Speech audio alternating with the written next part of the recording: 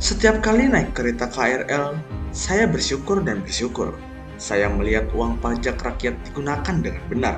Rakyat mendapat layanan maksimal dengan ongkos terjangkau. KAI adalah produk reformasi yang sesungguhnya.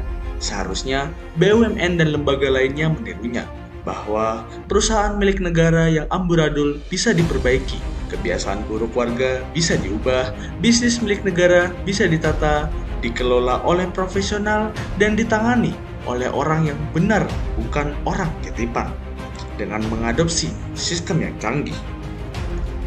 Alih-alih meniru sukses KAI, negara justru kembali ke kubangan lama, menyelesaikan kesemrawutan lembaga dengan membangun lembaga baru, bahkan meningkatkan statusnya.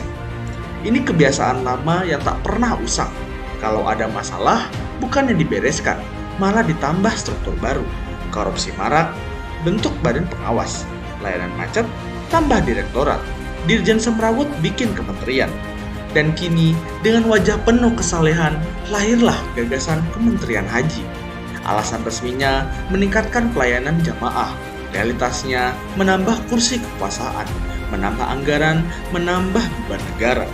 Masalahnya sederhana, mengangkat sebuah direktorat menjadi kementerian tidak otomatis mengangkat mutu layanan. Kalau semua berantakan di level dirjen, maka dalam banyak kasus setelah jadi kementerian, berantakannya justru lebih mewah, lebih birokratis, dan tentu saja lebih mahal. Di sini letak ironi pertama. Indonesia adalah negara yang konon menjunjung tinggi persamaan warganya, tapi dengan kementerian khusus untuk satu agama. Negara terang-terangan memperlakukan mayoritas dengan istimewa. Pertanyaannya, apakah umat Katolik yang berziarah ke Lourdes atau umat Hindu yang pergi ke Kumbh Mela juga perlu kementerian? Kalau adil, seharusnya semua agama diberi kursi sakral yang sama. Atau lebih jujur saja, kita akui bahwa ini bukan soal pelayanan, melainkan kalkulasi politik, menyenangkan mayoritas demi elektabilitas.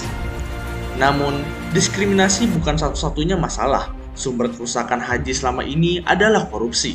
Dari dana haji yang diinvestasikan sembarangan, dari kuota yang diperdagangkan di bawah meja, dari catering basi, sampai hotel yang jauh dari Masjidil Haram. Semua cerita lama ini tidak lahir karena status kelembagaan yang kecil, melainkan karena pejabatnya gemar menjadikan ibadah suci sebagai ladang rente, lahan pungli, dan proyek cuan baru. Maka pertanyaannya telak, apakah dengan menambah kementerian, korupsi akan hilang, atau justru makin luas lahan basahnya? Bila kita mau jujur, masalah pengelolaan haji lebih mirip kondisi PT Kereta Api Indonesia 2 dekade lalu. Kumuh, penuh calo, keterlambatan menjadi budaya, dan pegawainya hanya bekerja sekadar lewat absen. Semua orang pesimistis seolah KAI ditakdirkan jadi fosil sejarah. Tapi apa yang terjadi? Begitu direksi profesional masuk, dengan target jelas, dengan transparansi, dengan investasi teknologi, KAI berubah wajah. Dari yang dulu bahan olok-olok, kini menjadi simbol reformasi layanan publik. Keretanya bersih, tiketnya transparan, manajemennya modern. Pelajarannya jelas, transformasi bukan soal struktur, tapi kepemimpinan profesional.